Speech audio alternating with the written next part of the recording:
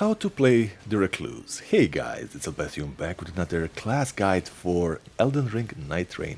And Recluse, the beautiful lady mage of Nightreign, a class with probably the highest learning curve out of all of them. And we're gonna be making this very easy to understand.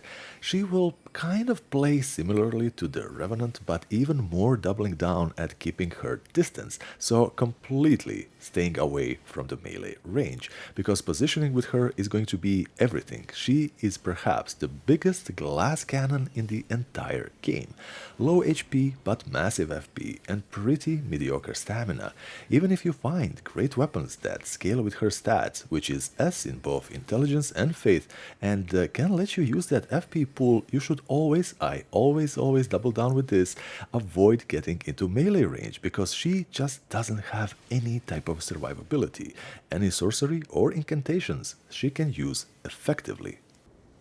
And the skills. Now this is going to be the part that really makes her shine, but is also very complicated. And I've seen some other guides, they just make this drag on and overwhelm you with a lot, and I do mean a lot of info. Now first thing is the passive elemental defense. Now this lets you see elemental residue on enemies you have recently damaged, so that you can absorb it into your magic cocktail. But the thing is, this also works with allies. If they themselves suffered any type of elemental damage, you can always take that off of them.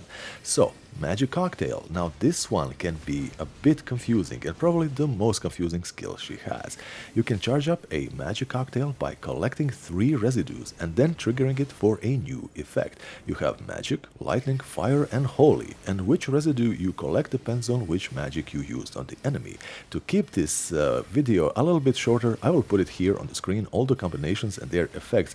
But one thing to note, which is absolutely important: if your allies use elemental damage on the enemies, you can grab that residue also.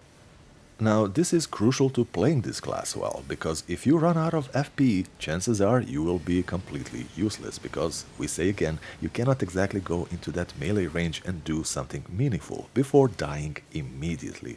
So managing your FP, spending and regaining so that you never run out, is key to success.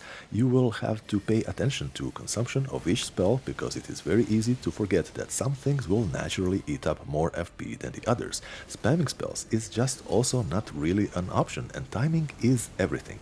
Carry Starlight Shards for the just-in-case situations. And her ultimate art is going to be the Soul Blood Song. Now this will mark all nearby enemies, bosses included, and if you and your allies attack any of them, you will be regaining both HP and FP with each hit. The animation is actually quite long, but the iframes will help you offset that if you get caught in the middle of casting. Weapons, passives, and relics. Now, the weapons, the ideal loadout for Recluse is a staff in one hand and a sacred seal in the other. So this way you can cover as many elements as you can possibly, but also maybe count on your allies. If they themselves are using any type of elemental damage, that will only be working in your favor, as we have covered earlier. Now when it comes to the passives, increase her spell and incantation damage, along with boosting any elemental affinity damage. For the relics, Recluse has a strong focus on both faith and intelligence, while being the biggest glass cannon in the game.